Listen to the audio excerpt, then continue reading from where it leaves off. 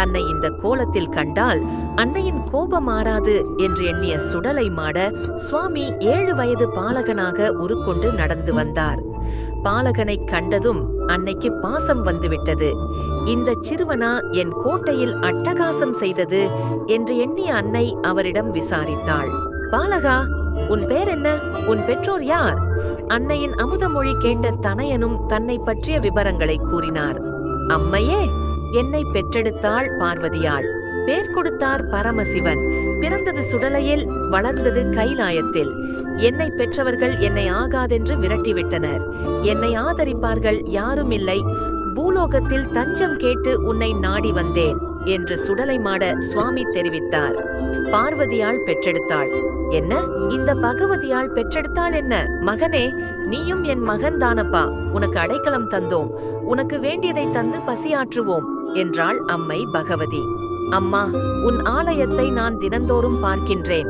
உனக்கு பச்சரிசி சாதத்தை தவிர வேறொன்றும் படைக்க காணோம். இதை தின்றால் எனக்கு பசி அடங்காது என்றார் சுடலைமாடன். உனக்கு வேறென்ன வேண்டும் கேள் என்று பகவதியால் கேட்க, ஒரு கோட்டை புழுங்கலரிசியில் சோறு பொங்கி ஒரே படையலாக இட வேண்டும் என்றார் சுடலை ஈசன். அப்படியே தந்தோம் என்று சொல்லி அன்னையும் சுடலைக்கு படையலிட ஏற்பாடு செய்தாள். மேலும் அவளது ஆலயத்தின் ஈசான மூலையில் உள்ள 7 கடாரம் தங்கத்தை காவல் காக்கும் பொறுப்பையும் சுடலையிடம் ஒப்படைத்தாள். படையலை தின்ற சுவாமிக்கு பசி அடங்கவில்லை. எனவே அன்னையின் ஆலயத்துக்கு வரும் கொடியவர்களை கொன்று தின்ன ஆரம்பித்தார். இதை கண்ட பகவதிக்கு பொறுக்கவில்லை. மகனே, இங்கே பார். என்னை நாடி வருவோர் கெட்டோர்கள் என்றாலும் நல்லோர்கள் என்றாலும் அவர்களை காப்பது என் கடமை. நீ அவர்களை வதம் செய்யக்கூடாது என்று எச்சரித்தாள். இதை கேட்ட மாடனோ, அம்மையே, நீ தரும் சைவ படையல் எனக்கு போதவில்லை. என்ன செய்வது? என்னை படைத்த ஈசன் இப்படி படைத்து விட்டார். நாளையிலிருந்து நான் மயானத்திற்கு வேட்டைக்குச் செல்கின்றேன். செவ்வாய் மற்றும் வெள்ளி இரவுகளில் நான் வேட்டைக்குச் செல்ல அனுமதி கொடுக்க வேண்டும் என்று கேட்டார். அம்மையும் அனுமதி அளித்தாள்.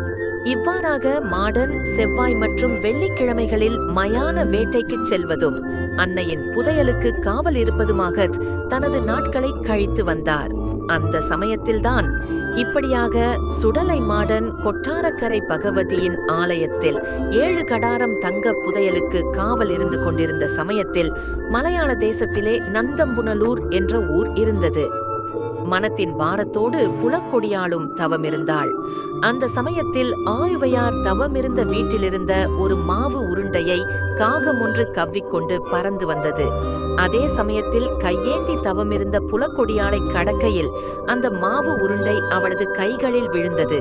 இது இறைவனின் அருளாலே விழுந்தது என்று எண்ணிய புலக்கொடியாள் அதை உண்டாள். இல்லம் சென்றாள். அவளும் கருவுற்றாள். 10ஆம் மாதம் அழகிய பெண் மகவை பெற்றெடுத்தாள் புலக்கொடியாள். காளிப்புலையனின் குலதெய்வம் இசக்கியம்மன்.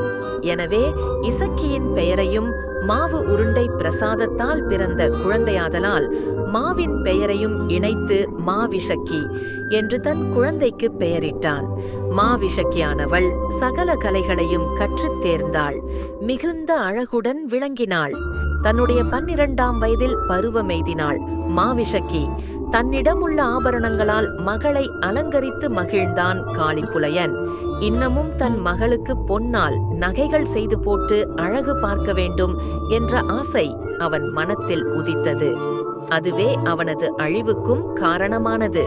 அஞ்சனமை போட்டு தங்க புதையல் எங்கே கிடைக்கும் என்று அவன் பார்க்கும்போது கொட்டாரக்கரை பகவதியின் ஆலயத்தில் 7 கடாரம் பொன் புதையலாக இருப்பதை அறிந்தான். எனவே அதனை கொள்ளையிட வேண்டும் என்று முடிவு செய்து வந்தான். மாயாண்டி சுடலைமாடன் காவல் இருப்பதைக் கண்டு அஞ்சி, இவன் இருக்கும்போது நம்மால் கொள்ளை செய்ய இயலாது என்று எண்ணி காத்திருந்தான். வெள்ளிக்கிழமை இரவில் சுடலை மாடன் மயான வேட்டைக்கு கிளம்பினார். அவர் கிளம்பியதும் காளிப்புலையன் உள்ளே சென்று 1 கடாரம் பொன்னை கொள்ளையிட்டு போய்விட்டான். மயான வேட்டைக்குச் சென்ற சுடலை ஈசன் திரும்பி வந்தார். தன் காவலில் இருந்த 7 கடாரம் தங்கத்தில் 1 கடாரம் குறைந்ததைக் கண்டதும் கோபமுற்றார். யார் இந்த பாதகத்தை செய்தார்கள் என்று எண்ணியவாறே அன்னை பகவதியாளிடம் சென்றார். அம்மா, நான் மயான வேட்டைக்குச் சென்றிருக்கும் போது யாரோ உன் கோவிலில் வந்து கொள்ளையிட்டுச் சென்றிருக்கின்றார்கள். யாரது என்று கேட்டார். அன்னை பகவதியும், மகனே, திரவியம் போனால் போகட்டும், அவனை பற்றி கேளாதே என்றாள். அவனை பற்றி சொல்லியே ஆக வேண்டும் என்று சுடலை ஆண்டவர் பிடிவாதம் பிடிக்க காளிப்புலையனை பற்றி சொன்னாள். அம்மை, மகனே, நந்தம்புனலூரில் உள்ள காளி பெரும்புலையன்தான் இந்த கொள்ளையைச் செய்தது. அம்மா விடை கொடு, நான் அவனை அழித்து நம் திரவியத்தை மீட்டு வருகின்றேன் என்று வீராவேசத்தோடு புறப்பட்டார் சுடலை. ஓம் பாலகா, பொறு, அவன் மந்திரவாதத்தில் தேர்ந்தவன். அவனை யாராலும் எதிர்க்க இயலாது. அவன் செய்யும் செயல்களெல்லாம் விசித்திரமானவை. பொன் போனால் போகிறது. என் மகனே, நீ என்னை விட்டு போக வேண்டாம். அவன் உன்னை பிடித்து சிமிலில் அடைத்து விடுவான். எனவே நீ போக வேண்டாம் என்றாள் அன்னை பகவதி. அம்மையே, உனக்கு என்னை பற்றி தெரியாதா? நான் பரமனிடம் வரம் வாங்கி வந்தவனம்மா. தில்லைவன மயானத்தில் பிறந்த என்னை எந்த மாய சக்தியாலும் எதுவும் செய்ய முடியாது. நீ ஒரு வார்த்தை மட்டும் சொல். என் காவலில் இருந்த பொன்னை கொள்ளை செய்தவன் குடும்பத்தை அழித்து மண்ணோடு மண்ணாக்கி விட்டு வருகின்றேன் என்று முழங்கினார் சுடலை. அன்னை மேலும் மறுத்தாள். அம்மையே, இன்னும் 8 நாட்களுக்குள் தெரியும். மாயஞ்செய்யும் அந்த மந்திரவாதியா அல்லது இந்த மாயாண்டியா என்பது. நீ விடை கொடு என்று பலிவேகத்தோடு ஓலமிட்டார் சுடலை. இனியும் தன் மகனை கட்டுப்படுத்த இயலாது என்றறிந்த அன்னை பகவதியும் அவனுக்கு திருநீற்றை பூசி வல்லயத்தை கையில் கொடுத்து அனுப்பி வைத்தாள். வீராவேசத்தோடு கொட்டாரக்கரையிலிருந்து கிளம்பிய சுடலை ஆண்டவர் மோசம் செய்த மோசக்காரனை நாமும் வேஷம் போட்டு மோசம் செய்வோம் என்று எண்ணங்கொண்டு பாம்பாட்டியாக உருவம் கொண்டார். கானகத்தில் தான் பிடித்த பாம்புகளைக் கொண்டு நந்தம்புனலூர் வந்தடைந்தார். பாம்புகளை தெருவில் விட்டு வித்தை காட்டிக் கொண்டிருந்தார். காளிப்புலையன் வீட்டிலிருந்து யாரும் வந்து பார்க்கவில்லை. ஆனால் காளிப்புலையனின் மகள் மாவிசக்கி தன் வீட்டின் மாடியில் நின்று இதை கவனித்துக் கொண்டிருந்தாள். அவளை கண்டார் சுடலை. இவளுக்காகத்தானே அந்த திரவியத்தை களவெடுத்தான் பெரும்புலையன். எனவே முதலில் இவளை பழிவாங்க வேண்டும் என்று எண்ணி வயதான பண்டார உருவெடுத்து காளிப்புலையன் வீட்டுக்கு வந்து கையேந்தி பிச்சை கேட்டார். யாரோ சிவனடியார் தன் இல்லம் தேடி வந்து பிச்சை கேட்பதை அறிந்த மாவிசக்கி அன்னம் எடுத்துக்கொண்டு பிச்சையிட வாசலுக்கு வந்தாள். அவளை அலைக்கழித்தார். இதனால் மாவிசக்கி கோபமடைந்தாள்.